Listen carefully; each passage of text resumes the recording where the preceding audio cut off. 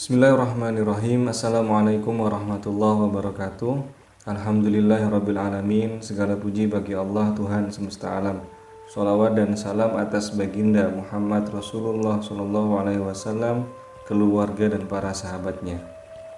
Baik saudaraku yang dirahmati Allah, kita memasuki pembahasan atau ngaji Fihi Ma Fihi bagian ketujuh.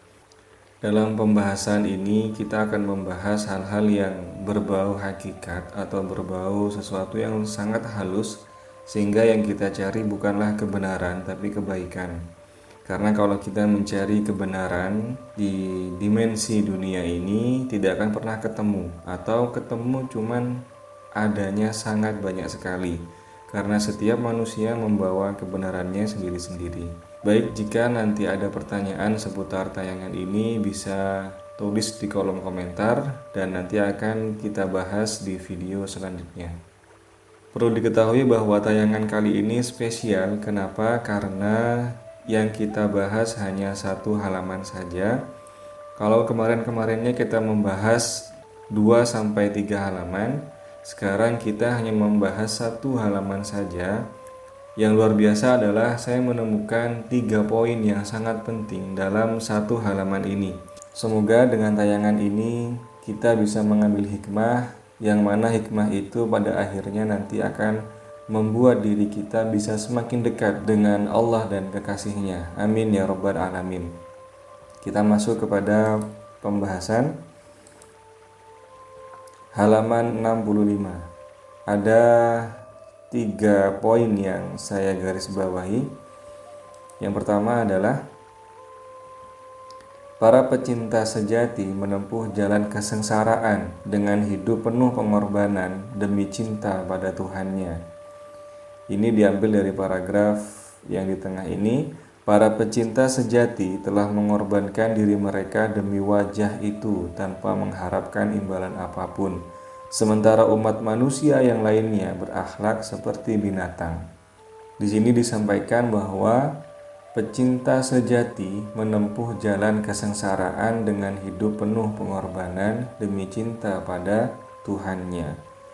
Jadi memang sebagian besar seseorang yang ingin bertemu dengan Allah dan kekasihnya, ingin dekat kepadanya, sebagian besar menempuh jalan kesengsaraan. Kalau kita perhatikan, sepertinya mungkin ada, cuman sebagian besar para nabi atau para rasul menempuh jalan kenabian atau menempuh jalan kerasulan pasti dengan penderitaan. Misalkan saja Nabi Ayub harus menderita dengan penyakit kulit, atau Nabi Musa harus menderita dengan tinggal bersama Fir'aun, dan banyak lagi yang lainnya. Hampir semua orang-orang yang menuju jalan Allah pasti menempuh jalan penderitaan atau jalan kesengsaraan. Kenapa demikian?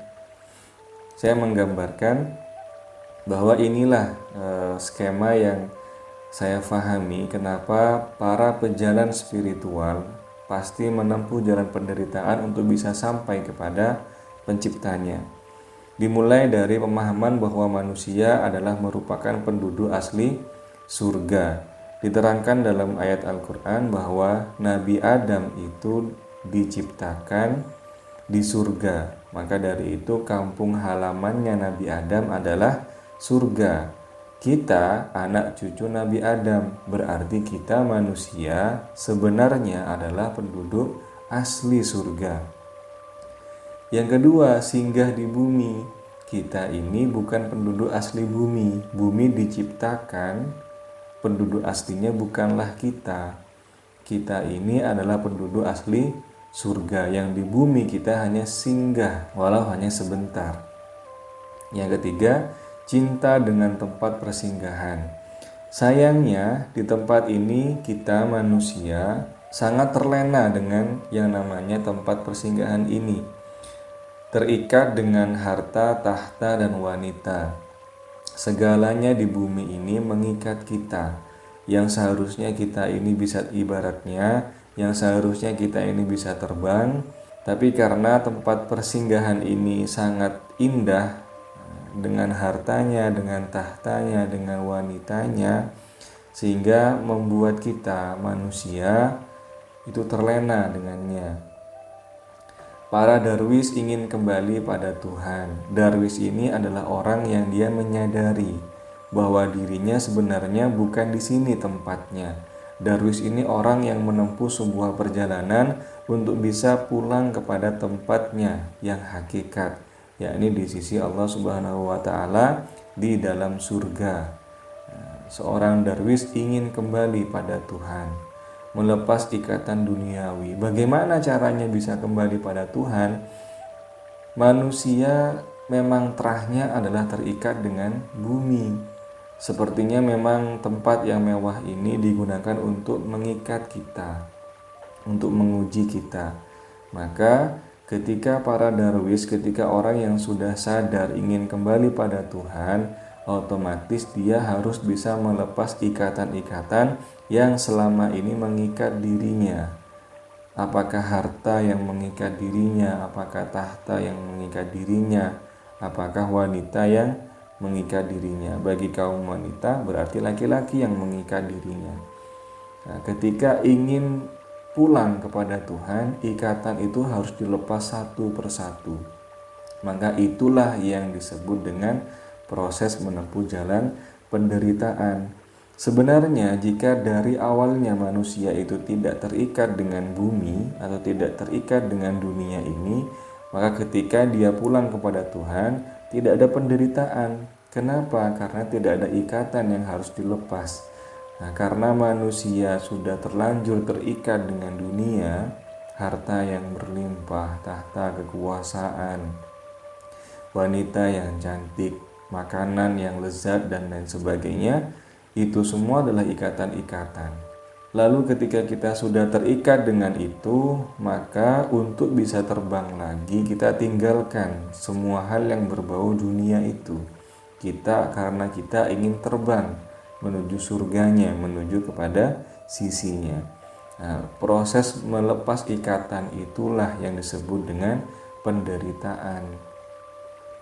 Harusnya kita mempunyai banyak waktu untuk bersenang-senang, tapi tidak boleh, karena bersenang-senang itu di dalamnya adalah kita ikatan-ikatan dunia, ada ikatan-ikatan dunia. Maka mengorbankan waktu yang harusnya untuk bersenang-senang digunakan untuk beribadah, mencari Tuhan, mencari ridhonya. Pertanyaannya sekarang, di mana ridhonya berada? Ridhonya itu ada dalam kebaikan, dalam beramal kepada orang lain, dalam berakhlak kepada orang lain. Ada sebuah kisah, suatu ketika ada seorang yang sangat soleh dan dititipi harta yang sangat banyak sekali oleh Allah Ta'ala. Kemudian saking ingin bersyukurnya orang ini kepada Allah, kemudian orang ini memohon, berdoa pada Allah Ta'ala, "Ya Rob, hamba mohon izin padamu, hamba ingin mengungkapkan rasa syukur hamba ini dengan memberikan hadiah kepadamu, ingin mempersembahkan sebuah harta kepadamu." Seorang soleh ini bermunajat demikian. Tidak lama kemudian orang ini mendapatkan petunjuk, entah itu dari malaikat atau dari siapa, bahwa temuilah Allah di persimpangan jalan. Di sana ada Allah, maka bawalah semua harta yang kamu miliki dan berikanlah pada Allah di sana. Senanglah orang ini. Dia menyuruh anak buahnya untuk menyiapkan harta yang paling bagus. Ibarat makanan yang paling lezat. Ibarat perhiasan yang paling mewah. Berbondong-bondong dibawa sangat banyak sekali ke titik di tempat di mana dia mendapatkan petunjuk. Kemudian jalanlah bersama pasukannya si orang ini, membawakan banyak sesembahan. Sesampainya di titik itu, dia terkejut. Dia tidak menemukan Allah. Kemudian dia di sana melihat ada orang fakir, ada seorang janda, dan ada seorang miskin atau orang tua renta yang miskin. Nah, kemudian petunjuk itu datang lagi. Itulah sesungguhnya Allah bersama orang-orang yang miskin Sesungguhnya Allah bersama perempuan yang ditinggal mati oleh suaminya. Sesungguhnya Allah bersama orang-orang yang fakir. Maka jika kamu ingin memberikan sesuatu pada Allah, maka berikanlah pada mereka. Nah, ini adalah sebuah gambaran bahwasanya orang yang mencari Tuhan, jalannya adalah dengan berakhlak kepada sesama. Hablum minallahnya harus dengan hablum minannas. Ketika manusia sudah hablum minannas, maka lama-kelamaan dia akan semakin dekat pada Allah Subhanahu wa taala. Kita masuk kepada poin kedua, yakni hakikat perbedaan kasih dan sayang, Rahman dan Rahim. Maulana Rumi berujar, sekalipun mereka berakhlak seperti binatang, mereka tetap berhak untuk diberi pertolongan. Bisa saja mereka berada di dalam kandang, tetapi mereka diterima oleh sang pemilik kandang itu. Jika sang pemilik menghendaki, ia bisa memindahkannya ke sebuah ruang khusus. Nah, ini poinnya adalah hakikat perbedaan kasih dan sayang. Pernah saya tanyakan kepada murid-murid saya, apa bedanya kasih dan apa bedanya sayang, apa bedanya Rahman. Kita sering berucap kan, Bismillahirrahmanirrahim, Ar-Rahman dan Ar-Rahim. Apa bedanya Ar-Rahman dan Ar-Rahim? Kalau Ar-Rahman itu kasih, Ar-Rahim itu sayang. Apa bedanya kasih dan sayang? Perumpamaannya seperti ketika kita mungkin pernah ke tempat bazar atau ke tempat pameran. Di sana kita melihat ada seorang tua renta yang dia berjualan. Dia misalkan orang tua ini kemudian menjual sebuah kacang misalkan. Kemudian perasaan yang muncul pada diri kita ketika kita melihat orang tua tersebut, kira-kira perasaan yang muncul adalah kasihan atau perasaan sayang? Ternyata jawabannya adalah kasihan. Ketika kita melihat mbah atau ketika kita melihat orang tua di jalan yang dia sudah sangat sepuh tapi dia masih jualan, maka perasaan yang muncul adalah perasaan kasihan. Kemudian kita beli apa yang dia jual. Misalkan dia jual kacang, kita beli kacangnya. Misalkan dia jual sapu, kita beli sapunya. Kemudian kacang itu kita beli dan kita bawa ke rumah kita dan kita hadiahkan kepada ibu kita atau hadiahkan kepada ayah kita. Perasaan yang muncul ketika kita menghadiahkan kacang ini apa? Apakah kasihan kepada ayah ataukah sayang kepada ayah? Jawabannya adalah sayang. Jadi ketika sama mbah yang menjual kacang itu perasaan yang muncul adalah kasihan, tapi ketika bertemu dengan orang tua perasaan yang muncul bukan kasihan tapi sayang. Itulah perbedaan antara kasih dan sayang. Jadi Allah itu Maha Rahman, Maha Kasihan dan Maha Sayang, dan Maha Rahim, Maha Sayang. Maksudnya bagaimana? Meskipun ada seorang hambanya yang kafir, seorang hambanya yang musyrik, meskipun ada seorang hambanya yang menentang Tuhan, tidak percaya pada Allah Subhanahu wa taala, Allah tetap menjalankan aliran darahnya. Allah tetap mendetakkan jantung pada dirinya. Allah tetap menumbuhkan rambut di kepalanya, menggerakkan matanya kemanapun, kemudian menumbuhkan giginya, mengeraskan kulitnya, dan lain sebagainya. Bayangkan jika Allah tidak punya rasa kasihan, maka ketika ada hambanya yang tidak mengakuinya, maka tidak akan didetakkan jantung itu, maka mati semua orang yang tidak beriman. Tapi Allah tidak seperti itu. Meskipun ada orang yang tidak beriman, tetap jantungnya berdetak, darahnya mengalir, tulangnya mengeras, dan lain sebagainya. Itu adalah bentuk kasihnya Tuhan. Nah, sedangkan orang-orang yang berusaha mencintai Tuhan, yang memiliki ikatan emosional sendiri terhadap Tuhan, maka itu biasanya Allah akan memberikan atau Allah akan membalas dia dengan sifat rohim, yakni sifat sayang, sama seperti sayangnya kita kepada ibu kita. Misalkan dari 100 orang, orang yang kita sayang itu hanya beberapa saja, ibu kita, ayah kita, adik kita, atau suami atau istri kita, hanya beberapa saja. Tapi untuk masalah kasihan, kita bisa kasihan kepada semuanya. Seperti itulah, jadi setiap orang berhak untuk mendapat rahmannya Allah, tapi hanya beberapa orang saja yang mendapat rohimnya atau sayangnya Allah. Siapa itu? Misalkan para nabi, para rasul, dan para wali. Itulah beliau-beliau adalah orang yang mendapat sayangnya Allah. Nah, maka bisa direnungkan saat ini posisi kita di mana? Apakah kita adalah hamba yang hanya mendapatkan kasihannya saja, ataukah kita sudah menjadi seorang hamba yang dicintai olehnya? Rumusnya adalah kalau kita ingin dicintai olehnya, maka kita harus mencintai dia dulu. Bagaimana cara mencintai dia? Itulah yang sedang kita pelajari saat ini. Doanya adalah semoga tayangan ini bisa menambah kemesraan kita kepada Allah dan kekasihnya. Kita masuk kepada poin ketiga, tahapan perjalanan hakikat jiwa manusia. Nah, ini adalah poin yang sangat penting, yang sebenarnya ini mungkin jarang diungkapkan oleh siapapun, tapi kita berusaha untuk mengkajinya. Semoga kita bisa mendapatkan hikmah dari apa yang disampaikan ini.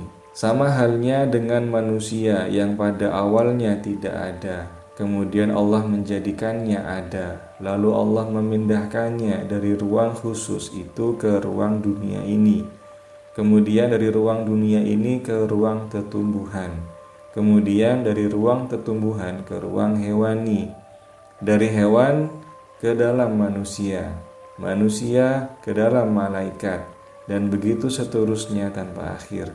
Demikianlah Allah menjelaskan semua hal ini untuk menyatakan bahwa Dia mempunyai banyak kandang atau ruang, di mana setiap ruangnya lebih utama dari ruang yang selanjutnya. Jadi kalau digambarkan seperti ini, awal mulanya manusia itu tidak ada, kemudian Allah menjadikannya ada. Ketika Allah sudah menjadikannya ada, diletakkanlah ke ruang dunia. Nah, di ruang dunia ini sudah lengkap, syariatnya ada, hakikatnya ada. Maksudnya raganya sudah ada, ruhnya sudah ada, jiwanya sudah ada. Hanya saja masih belum menjadi manusia seutuhnya. Dipindah dulu dari ruang dunia ini, ditransfer ke ruang tumbuhan. Artinya bukan raga manusianya, bisa jadi ini sebuah rahasia dalam jiwa manusia atau sebuah rahasia dalam ruh manusia yang ditransfer ke dalam tumbuhan dulu, ke dalam ruang tumbuhan, sehingga dia meresapi sifat tumbuhan itu seperti apa. Sifat tumbuhan itu sangat bijak sekali.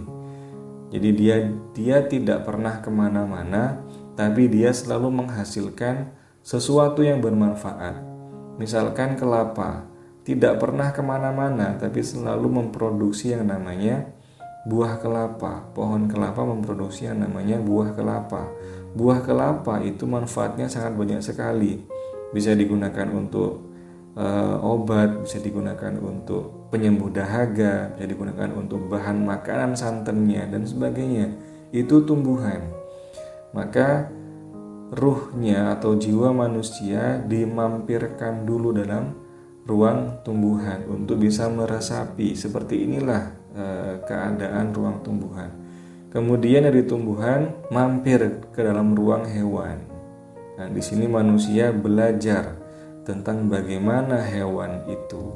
Hewan itu bagaimana cara jalannya, kemudian cara interaksinya, bagaimana ketika kawasannya diserbu dengan hewan yang lain dan sebagainya. Nah, kemudian terakhir ketika sudah mampir ke dunia tumbuhan, mampir ke dunia hewan, baru ruh atau jiwa yang matang itu ditaruh kepada manusia seutuhnya. Laqad khalaqnal insana fi ahsani taqwim. Sesungguhnya kami menciptakan manusia sebaik-baiknya ciptaan. Kenapa? Karena sudah melampaui banyak ruang manusia itu. Itulah kenapa dalam tubuh manusia dia punya sifat kebinatangan dan dia punya sifat tumbuhan. Artinya apa? Kebijaksanaan. Dia bisa memilih yang mana. Sangat sempurna sekali yang namanya manusia. Sehingga ketika manusia memilih untuk dekat pada Allah Subhanahu wa taala, maka nanti jiwanya dia bisa transfer atau bisa mendekat pada jiwanya atau sifatnya malaikat yang selalu patuh, tidak pernah melawan Tuhan. Ketika manusia sudah memiliki sifat malaikat, maka manusia bisa kembali pada Allah atau fana. Fana ini artinya dia lebur bersama Allah Subhanahu wa taala. Bukan dia menjadi Tuhan, tapi dia lebur kepada Allah, kembali menjadi ke awalnya, yakni tiada. Karena pada dasarnya manusia itu tiada. Tiadanya ini maksudnya apa? Masih menjadi satu dengan Allah Subhanahu wa taala. Belum ada yang namanya manusia, masih tiada. Menjadi fana. Kemudian ketika dia fana, jiwanya menjadi ada lagi, ke ruang dunia lagi, ruang tumbuhan lagi. Maka tidak heran jika ada seorang wali yang beliaunya sudah memiliki sifat malaikat, bahkan sudah lebur bersama Allah. Seorang wali itu bisa mengendalikan tumbuhan, bisa mengendalikan hewan, bisa mengendalikan alam semesta ini. Kenapa? Karena dirinya sudah lebur bersama Allah Subhanahu wa taala. Ketika sudah lebur bersamanya, maka setiap ruang ini akan patuh kepada dia. Sehingga ada hadis itu di mana penglihatannya adalah penglihatanku, kata Allah. Pendengarannya adalah pendengaranku, kata Allah, dan lain sebagainya. Orang yang sudah sampai ke sini, otomatis dia sudah melepaskan segala keinginan-keinginan yang ada dalam dirinya. Karena bahaya kalau orang sampai sini masih punya keinginan, maka dia ingin sesuatu, kemudian langsung alam akan mewujudkan keinginan itu. Maka dia akan menjadi orang yang tamak luar biasa. Maka dari itu Allah membuat sistem di mana kalau manusia ingin bisa sampai ke sini, dia harus meleburkan segala keinginan, yakni sifatnya malaikat. Malaikat tidak punya keinginan. Seperti itu. Sedangkan sekarang kita dalam dunia manusia ini, setiap inci dalam tubuh kita penuh dengan keinginan. Misalkan rambut kita punya keinginan, mata kita punya keinginan, telinga kita punya keinginan, semuanya punya keinginan. Rambut kita ingin dimodel seperti ini, mata kita ingin melihat ini, telinga kita ingin mendengarkan ini, lisan kita ingin berucapkan ini. Setiap inci dalam diri kita punya keinginan. Sementara untuk bisa sampai pada sini, keinginan itu harus dilepaskan. Maka saat beliau-beliaunya, para wali itu bergerak tubuhnya, dasarnya sudah bukan lagi keinginan, tapi dasarnya adalah perintah atau arahan dari hati nuraninya yang sumbernya adalah dari Allah dan kekasihnya. Demikianlah, semoga kita bisa mendapatkan hikmah yang banyak dan yang dalam dari tayangan ini, dan semoga di kondisi dunia yang memanas seperti ini kita bisa masuk ke dalam diri kita, kemudian kita bisa mengangan-angan dan bisa bermesraan dengan pencipta kita di dalam diri kita. Semoga bermanfaat. Terima kasih banyak. Wassalamualaikum warahmatullahi wabarakatuh.